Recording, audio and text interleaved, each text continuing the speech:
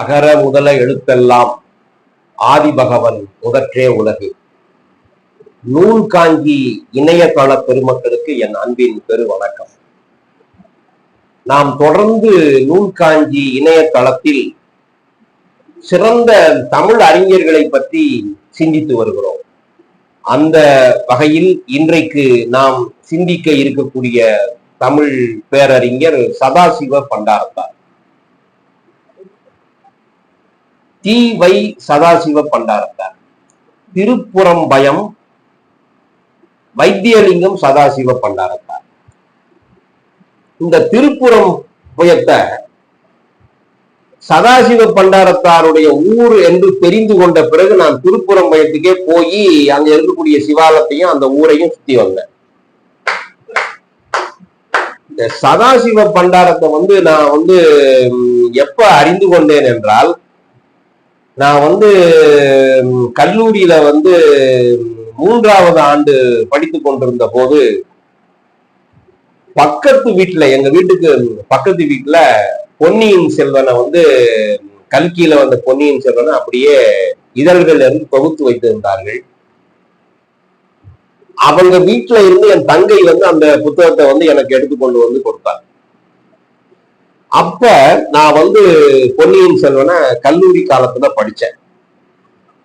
அதுக்கப்புறம் இப்ப 2-3 தடவை படிச்சுட்டோம். இருந்தாலும் அப்ப படித்த போது எழுந்த எழுச்சி என்பது, அப்ப அடைந்த மன மகிழ்ச்சி என்பது சொல்ல முடியாதுங்க. அப்படிப்பட்ட ஒரு மகிழ்ச்சியை பொன்னியின் செல்வன் எனது 19 வயது பருவத்தில் எனக்கு கொடுத்தது. அதாவது சுஜாதா ஒரு முறை எழுதியிருப்பாரு, பூங்குழலியை காதலிக்காத தமிழ் இளைஞன் யாராவது இருப்பார்களா அப்படின்னு சுஜாதா ஒரு முறை எழுதியிருந்தாரு. அது பெரிய ஒரு உண்மையான சொல் என்றே நான் சொல்லுவேன். அதை படிக்கிற போது பூங்குழலி அந்த படகை கடல்ல அப்படி அந்த துடுப்பை போடும் போது கடல்ல இருக்கிற மாதிரியே இருக்கு. நமக்கு கடலுக்குள்ளேயே நம்ம தான் வந்தியத்தேவன் அப்படிங்கிற மாதிரி ஒரு உணர்வோடு அந்த காலத்துல படித்ததை மறக்க முடியாது. அந்த நூலுக்கான ஒரு முன்னுரையில கல்கி அவங்க எழுதியிருப்பாங்க, இந்த நூல் இந்த நாவல் எழுதுவதற்கு எனக்கு அடித்தளமாக இருந்தவர், கருப்பொருளாக இருந்தவர் யாருன்னா சதாசிவ பண்டாரத்தார் என்று கல்கி அவங்க எழுதியிருப்பாங்க. இதே போலதான் சாண்டில்யன் சொல்றேன். ஏராளமான வரலாற்று நூல்களை கொடுத்தவங்க சாண்டில்யன். இன்னைக்கே சாண்டில்யனுக்கு ரசிகர்கள் இருக்காங்க. அவருடைய கடல் புறாவையும் கன்னி மாடத்தையும் எவ்வளவோ ராஜமுத்திரையெல்லாம் எவ்வளவோ பேர் இன்னைக்கும் படிச்சுட்டு தான் இருக்காங்க.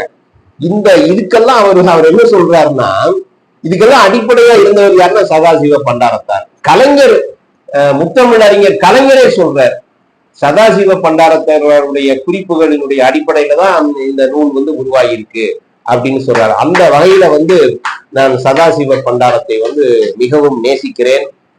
அவர் அந்த காலத்துல கே பிள்ளை, நீலகண்ட சாஸ்திரி இவங்கெல்லாம் பெரிய வரலாற்று ஆய்வாளர்கள். அவங்கெல்லாம் நமது மன்னர்களை பத்தி, சோழர்களை, சேரர்களை, பாண்டியர்களை எல்லாம் பற்றி தெரிந்து கொள்வதற்கு அவங்கெல்லாம் அடிப்படை காரணமாக இருந்திருக்கிறார்கள். இருந்த போதிலும் நம்ம சதாசிவ பண்டாரத்தார் தமிழாசிரியராக இருந்த போதும் அவர் இலக்கண இலக்கியங்களுக்குள்ள போகும், அதை பத்தி எழுதலைங்க. அவர் இலக்கண இலக்கியங்களுக்குள்ள போகாம வெறும் வரலாற்றை மட்டுமே எழுதியவர் யாருன்னா நம்ம சதாசிவ பண்டாரத்தார் தான். அது அவர் அந்த வரலாற்றை எழுதுவதில் தனி முத்திரை வாய்ந்தவர். அவர் அந்த காலத்து வழக்கப்படி திண்ணப்பள்ளிக்கூடத்திலே படித்தார். அப்புறம் அப்புறம் கும்பகோணத்துல உயர்நிலை பள்ளியில படித்தார். கும்பகோணத்துல உயர்நிலை பள்ளியில படித்த பிறகு கும்பகோணத்திலேயும் அவருடைய வானாத்துறை அப்படிங்கிற ஊர்லயும் அவர் தமிழாசிரியராக பணியாற்றினார். அப்புறம் அண்ணாமலை பல்கலைக்கழகத்துல 25 ஆண்டுகள் தமிழ் ஆராய்ச்சி துறையில அவர் இருந்தார். 18 ஆண்டு காலம் பள்ளி தமிழாசிரியராக இருந்திருக்கிறார். 43 ஆண்டுகள் இருந்து கொண்டே மிகப்பெரிய கல்வெட்டு ஆராய்ச்சியாளராக இருந்திருக்கிறார். இப்ப நான் நினைச்சு பார்ப்பேன், எப்படி இவரு கல்வெட்டு ஆராய்ச்சி பண்ணினாரு? என்ன அந்த செப்பேடுகளையும் அந்த மெய்கீர்த்திகளையும் அந்த கல்வெட்டுகளையும் வைத்துக் கொண்டு அவர் என்ன பண்ண எப்படிலாம் பண்ணி, அதாவது கல்வெட்டு ஆராய்ச்சிகளை வந்து நன்றாக மேற்கொள்ள வேண்டும் என்பதற்காகவே தனிப்பட்ட முறையில் ஆங்கிலம் பயின்றிருக்கிறார்.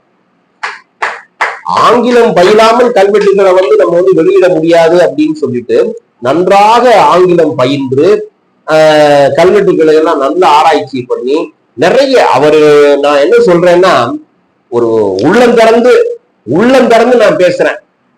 இந்த சதாசிவ பண்டாரத்தார் மட்டும் இல்லைன்னா நமக்கு வந்து சோழர்களை பத்தி நம்ம அறிந்து கொள்ள வாய்ப்பு இல்லாமலே போயிருக்குங்க. தெரிஞ்சிட்டு இருப்போம், நிறைய எழுதியிருக்காங்க, தெரிஞ்சிட்டு இருப்போம். ஆனா இவ்வளவு தெள்ள தெளிவாக நம்ம வந்து அறிந்து கொண்டிருக்க முடியாது. அப்புறம் பாத்தீங்க அப்படின்னா, இந்த முதலாம் ராஜராஜ சோழனுடைய சகோதரராகிய ஆதித்த கரிகாலனுடைய கொலை இன்னைக்கு போட்டாலும் புத்தகம் அப்படி வித்துக்கிட்டு இருக்குங்க. ஆதித்த கரிகாலனுடைய வரலாறு, அவரை பற்றிய கொலையை பத்தி 1100 பக்கங்களுக்கு எழுதியிருக்கார். முரண்பட்ட தகவல்களை, அந்த முரண்பாடுகளை எல்லாம் அப்படியே எழுத மாட்டார், ஆராய்ச்சி பண்ணி எழுதியிருக்காரு. அதான் சதாசிவ பண்டாரத்தார். முரண்பாடுகளோடு எழுதாம அந்த முரண்பாடுகளுக்கு காரணம் என்ன, இப்படிப்பட்ட முரண்பாடுகள் எழுதுவதற்கு என்ன சான்று அப்படின்னா அந்த மெய்கீர்த்திகளை, பட்டயங்களை, செப்பேடுகளை, கல்வெட்டுகளை ஆராய்ச்சி பண்ணி அந்த ஆதித்த கரிகாலனுடைய அந்த கொலை பற்றிய செய்திகளை 1100 பக்கங்கள்ல 3 பாகங்களாக அண்ணாமலை பல்கலைக்கழகம் வெளியிட்டு. இந்த நிலையில அண்ணாமலை பல்கலைக்கழகத்தை தான் நம்ம போட்டி போடணும். அண்ணாமலை பல்கலைக்கழகம் மட்டும் இல்லைன்னா எவ்வளவு நூல்கள் வந்து இல்லாமல் போயிருக்கும் என்று நான் எண்ணி பார்க்கிறேன். சதாசிவ பண்டாரத்தார் வந்து மிக ஆதரித்தது அண்ணாமலை பல்கலைக்கழகம். அதனுடைய ஆதரவுல தான் அவர் ஏராளமான நூல்களை எழுதினார். அப்புறம் இந்த சதாசிவ பண்டாரத்தாருடைய புத்தகங்கள் எல்லாம் நீங்க வந்து தமிழ் பெருமக்கள் தேடி தேடி படிக்கணுங்க. காவிரி பூம்பட்டினம் அப்படின்னு ஒரு நூல், அப்புறம் பழையாறை அப்படின்னு ஒரு நூல். காவிரி பூம்பட்டினம் நூல் வந்து மிகப்பெரிய ஒரு நாவல் படிக்கிற மாதிரி ஒரு கட்டுரை நூலை ஒரு ஊரை எழுதவே முடியாது. ஒரு ஊரை பத்தி படிக்கிறோம். இந்த ராபி சேது பிள்ளை வந்து ஊரும் பேருந்து ஒரு நூல் எழுதியிருக்காங்க. அது ஒரு மிகச்சிறந்த நூல்.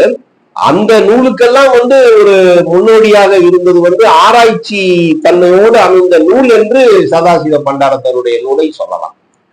காவிரி பூம்பட்டினம், அப்புறம் திருப்புறம்புயம், அவர் பிறந்த ஊரை பத்தியே ஒரு நூல் எழுதியிருக்கார், திருப்புறம்பயத்தை பத்தி. அப்புறம் பழையாறையை பத்தி. செம்பியன் மாதேவி யாருன்னா நம்ம ராஜராஜ சோழனுடைய, கண்டராதித்த சோழனுடைய மனைவி தான் இவங்க, சித்தப்பாருடைய மனைவி, பெரியப்பா மனைவின்னு நினைக்கிறேன். ராஜராஜ சோழனுடைய பெரிய தாயார் மனைவி தான் செம்பியன் மாதேவி. அந்த செம்பியன் மாதேவிய அப்படின்னு ஒரு ஊரு பேரு. அந்த செம்பியன் மாதேவியை பத்தி ஒரு நூல் எழுதியிருக்காரு. இந்த பழையாறை அப்படிங்கிற ஊருக்கு நான் வந்து என் பிள்ளைங்களையும் குடும்பத்தையும் கூட்டு போய், 2 பெண் பிள்ளைகளையும் குடும்பத்தையும் கூட்டு போய் பார்த்தேன். கும்பகோணத்துல இருந்து 2 கிலோமீட்டர் தூரத்துலதான் அந்த பழையாறை இருக்கு. பொன்னியின் செல்வனை படிக்கிறவங்க நிச்சயமா பழையாறையை பார்க்கணும்னு விரும்புவாங்க. பொன்னியின் செல்வனை யாரெல்லாம் படித்திருக்கிறீர்களோ, படித்து கொண்டிருக்கிறீர்களோ, நிச்சயமா பழையாறையை வந்து பார்க்கணுங்கிற விருப்பம் உண்டாகும்.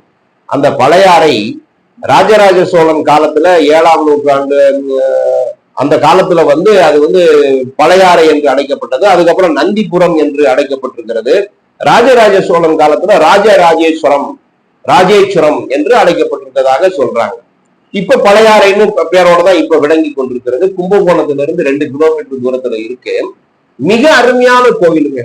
சிற்பம்னா சிற்பம், உலக தரத்துக்கு ஈடான சிற்பம் பழையாறை. பழையாறைய வந்து நிச்சயமா பார்த்தரணும். பழையாறையை பத்தி நமது இப்ப கூவே பாலசுப்ரமணியம் அவர்கள் பேராசிரியர் மிக அருமையான நூல் எழுதியிருக்கிறார். அந்த நூலை கையில வச்சுக்கணும், அந்த கோயிலை பார்க்கணும். இல்லைன்னா அந்த கோவில, அந்த புத்தகத்தை படிச்சுட்டு அந்த கோவிலை பார்க்கணும். மிக அருமையாக இதுக்கெல்லாம் அடிப்படை ஆதாரமாக திகழ்ந்தவர் வந்து சதாசிவ பண்டாரத்தார் அவர்கள். அப்புறம் ஒரு சிறப்புக்குரிய செய்தி என்னன்னா, இலக்கிய வரலாறை வந்து மிக அருமையாக எழுதியிருக்கிறார்.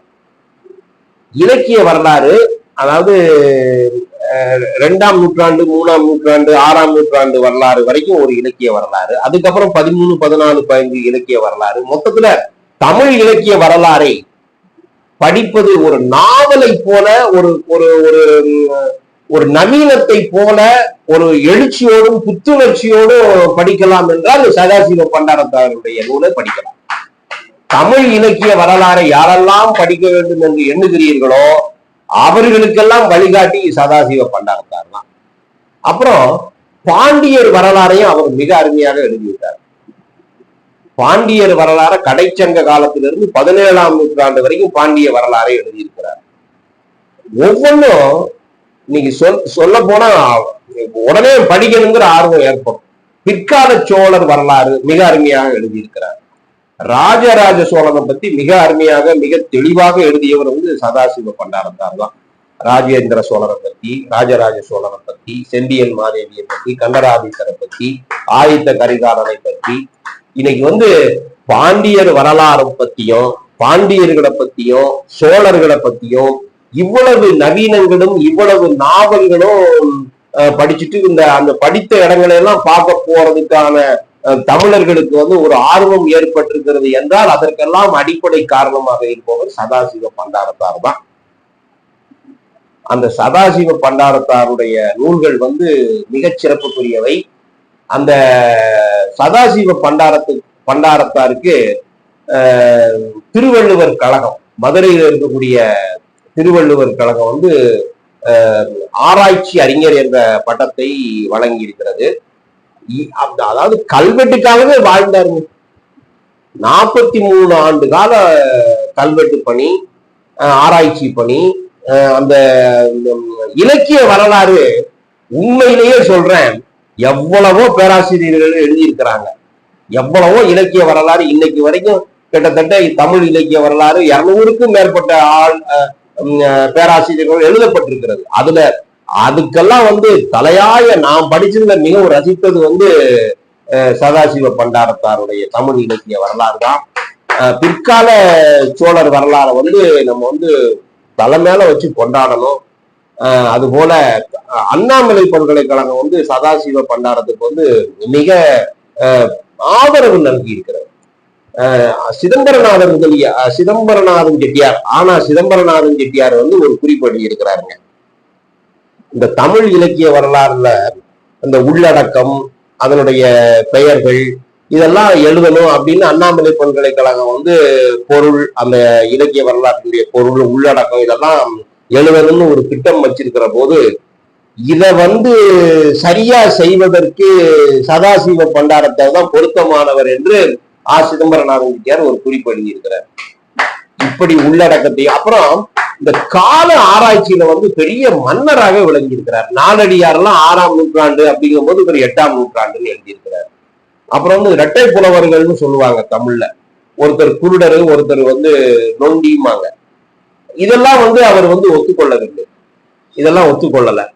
அப்புறம் காலமேக புலவருடைய காலம் எது அப்படிங்கிறதுக்கு விளக்கம் கொடுத்து ஒண்ணு எழுதியிருக்காரு. அப்புறம் ஒரு கதை உண்டு. அருணகிரிநாதருக்கும் வில்லிபுத்தூர் ஆழ்வாருக்கும் ஒரு இலக்கிய நடந்தது, இலக்கிய சர்ச்சை. அந்த இலக்கிய போரில் வில்லிபுத்தூர் ஆழ்வார் தோற்று போயிட்டாரு, அருணகிரிநாதர் வென்று விட்டார். அருணகிரிநாதருடைய கட்டளையின் பேரில் தான் வில்லிபுத்தூர் ஆழ்வார் வில்லிபுத்தூர் பாரதத்தை கொடுத்தாருன்னு சொல்லுவாங்க. இதெல்லாம் கதை தான், இது உண்மை இல்லை அப்படின்னு நிரூபியவர் யாருன்னா சதாசிவ பண்டாரத்தார் தான். இப்ப சொன்ன நிறைய குறிப்பு இருக்கு. கல்லாடர்னு ஒரு அறிஞர், அவர் எந்த காலத்துல வாழ்ந்தவர்? 2 கல்லாடர் இருந்தாங்க. ஒருத்தர் சங்ககால கல்லாடர், இன்னொருத்தர் 14ஆம் நூற்றாண்டை சேர்ந்தவர். அப்படின்னு நிறைய நிறைய ஆராய்ச்சி பண்ணி இதுக்காகவே. ஆனா ஒவ்வொன்றும் இப்ப தொழில்நுட்ப வளர்ச்சி, அறிவியல் வளர்ச்சி, விஞ்ஞான வளர்ச்சி, ஆங்கிலம் படிச்சுட்டோம், என்ன படிச்சாலும் சதாசிவ பண்டாரத்தார் நூலை படிக்கிற போது நமக்கு எழக்கூடிய கிளர்ச்சி என்பது நம்ம சொல்லிதான் ஆகணும்.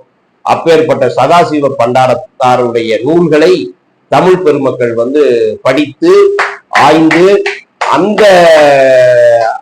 அந்த காலத்துல வரலாறுகளை எதுக்கு படிக்கணும்னா அந்த கால வாழ்க்கை எப்படி இருந்தது என்பது நாம் தெரிந்து கொண்டோம் என்றால் இந்த காலத்துல நல்ல வாழ்க்கையை வாழலாம். எவ்வளவு அந்த காலத்துல வரலாறுகள்ல எவ்வளவு சூது இருந்திருக்கிறது, எவ்வளவு வஞ்சம் இருந்திருக்கிறது. அவங்க அந்த அந்த ஒவ்வொரு மன்னர்களும் மக்களுக்காக என்னெல்லாம் செய்ய விரும்பினார்கள், எவ்வளவு கோவில்களை கட்டினார்கள், இயற்கையை எவ்வளவு போற்றினார்கள் அப்படிங்கிறதெல்லாம் நம்ம வரலாறுகளை பத்தி தெரிஞ்சு கொள்கிறோம். பாண்டிய வரலாறை படிக்கிற போதும், சோழர் வரலாறை படிக்கிற போதும், சேரர் வரலாறை படிக்கிற போதும் நமக்கு ஒரு கிளர்ச்சி ஏற்படுகிறது, ஒரு புத்துணர்ச்சி ஏற்படுகிறது. வரலாறை எதுக்காக படிக்கிறோம்னா, நமக்கு அந்த அந்த இந்த காலத்திலும் அந்த ஒரு புத்துணர்ச்சியை, ஒரு கிளர்ச்சியை, ஒரு பெரிய எழுச்சியை, பேரெழுச்சியை தரக்கூடியது வரலாறு தான்.